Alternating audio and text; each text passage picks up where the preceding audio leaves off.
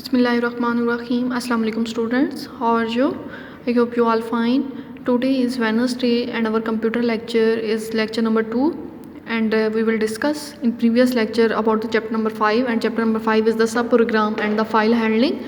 And in previous lecture we discussed about the introduction and definition of functions, and we will discuss about the two functions, built-in function and user-defined function. And today our topic is built-in function.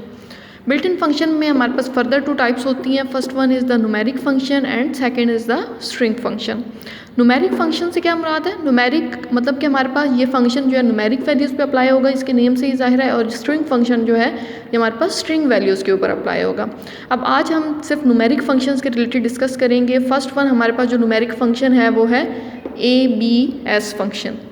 ABS function से हमारे पास जो ये functions name है, इनके name से ही जाहिर है कि हमारे पास ये इसकी फंक्शनैलिटी को प्रेजेंट कर रहे हैं. ABS से मुराद है एब्सोल्यूट फंक्शन.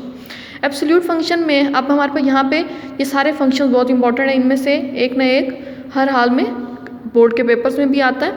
अब यहाँ पे जो है हमारे पास फर्स्ट वन है एब्सोल्यूट फंक्शन. इसमें हमारे पास लिखने का इसका क्या लिखना इसे किस तरह है? सबसे पहले डेफिनेशन, उसके बाद सेंटिक्स और उसके बाद एक ना एक इसकी एग्जाम्पल देनी है. फर्स्ट वन है एब्सोल्यूट फंक्शन. और एब्सोल्यूट फंक्शन का लिखने का सेंटेक्स ये होता है कि सबसे पहले हम ABS और आगे हमारे पास वो फंक्शन, वो वैल्यू जिसके ऊपर एब्सोल्यूट फंक्शन ने अप्लाई होना है. फॉर एग्जांपल x यहाँ पे क्या है? वो वैल्यू. इसी तरह इसकी एग्जांपल अगर हम देखें तो इसकी एग्जांपल किस तरह होगी? प्रिंट के बाद एब्सोल्यूट फंक्शन और आगे हमारे पास वो वैल्यू. फॉर एग्जांपल अगर हमारे पास ये -2 है, अगर ये -2 है तो ये एब्सोल्यूट फंक्शन का पर्पस क्या है कि ये माइनस साइन को यहाँ से रिमूव कर देगा और सिर्फ हमारे पास रिजल्ट में ये वाली वैल्यू प्रेजेंट करेगा. फॉर एग्जांपल जिस तरह यहाँ पे हमारे पास 2 है, इसका रिजल्ट क्या आएगा? 2. उसने माइनस साइन को रिमूव कर देना. और अगर ये हमारे पास वैल्यू ही पॉजिटिव हो तो फिर वो एज इट इज़ उसी वैल्यू को प्रेजेंट करेगा. सेकंड है हमारे पास इंट फंक्शन. इंट फंक्शन का सेंटेक्स क्या होता है? इसका भी यही होता है कि हमारे पास इंट और आगे x क्या है? वो वैल्यू जिसके ऊपर इस फंक्शन को अप्लाई करना है. फॉर एग्जांपल हमारे पास अगर फ्रैक्शनल वैल्यू हो, मतलब हमारे पास डेसिमल पॉइंट वैल्यू हो, तो ये उस पॉइंट वैल्यू को हमारे पास रिमूव कर देता है और सिर्फ एज इट इज़ वैल्यू को प्रेजेंट करता है. फॉर एग्जांपल 2.5 में हमारे पास क्या 0.5 वाली वैल्यू को ये यहाँ से रिमूव कर देगा और सिर्फ रिजल्ट में क्या देगा? 2. इस तरह हमारे पास अब ऐसा नहीं है कि हम 2.5 को 3 कर दें, हमें या तो इसके इक्वलेंट वैल्यू देनी है या फिर इससे लेस वैल्यू देनी है. जिस तरह 2.5 है, 2.5 को हम 3 नहीं कर सकते, 2.5 की जगह हम सिर्फ 2 करेंगे. या फिर हमारे पास अगर एज इट इज़ यहाँ पे पहले ही होल वैल्यू हो, जिस तरह 3 हो, 4 हो, तो फिर हम एज इट इज़ 3 या 4 को ये फंक्शन जो है वो प्रिंट करवाता है. तो यहाँ पे अब जिस तरह 2.5 था तो ये 3 नहीं कर सकता था, इसने इससे लेस वैल्यू देनी थी डेसिमल पॉइंट वैल्यू को रिमूव करके, और वो लेस वैल्यू कौन सी थी? 2. अब नेक्स्ट वन है हमारे पास इसमें R&D. R&D क्या हमारे पास फुल फॉर्म क्या है? Random function. और इसका सेंटेक्स क्या होता है? हमारे पास सेंटेक्स का ये होता है कि random of x.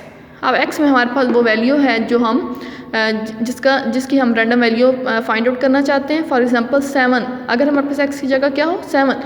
Random value में वो किस तरह जनरेट करता है? जिस तरह हमारे पास 0 से लेके 1 तक उसने इनके दरमियान में से कोई भी वैल्यू को साथ अटैच कर देना है. फॉर एग्जांपल हमारे पास 7 है तो 7 के बाद पॉइंट में वो 0 से लेकर 1 तक कोई भी वैल्यू ऐड कर सकता है. जिस तरह 0.25, वो उसने 0 और 1 के दरमियान में से कोई भी वैल्यू ऐड कर देनी है. फॉर एग्जांपल हम 7 के ऊपर रैंडम फंक्शन अप्लाई करना चाह रहे हैं तो उसका रिजल्ट वो क्या देगा? 7.25 भी दे सकता है, 7.3, 7.03, 7.05, इस तरह की कोई भी वैल्यू वो रैंडमली 0 से 1 तक ले सकता है.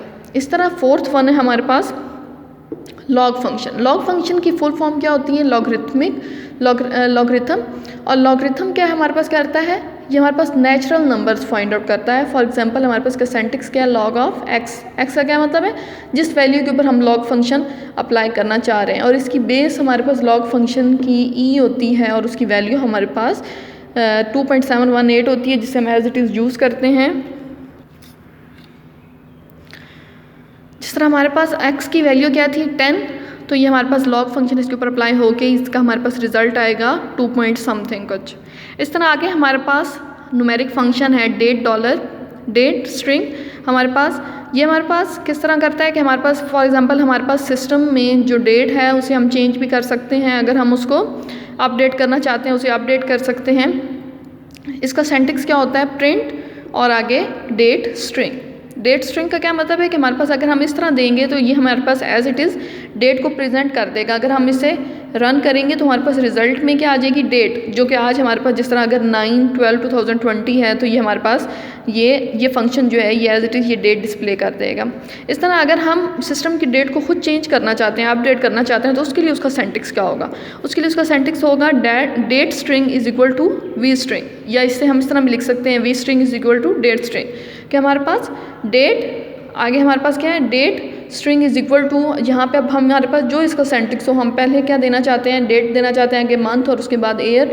तो जो हम इस यहाँ पे स्ट्रिंग को क्योंकि हम कोटेशन के अंदर इस तरह इनक्लोज करते हैं, तो ये हमारे पास इसका सिंटैक्स होगा 9/12/2020, और जब इसे ओके प्रेस करेंगे तो हमारे पास सिस्टम की जो डेट है वो अपडेट हो जाएगी। ओके क्लास, थैंक यू, अल्लाह हाफिज़।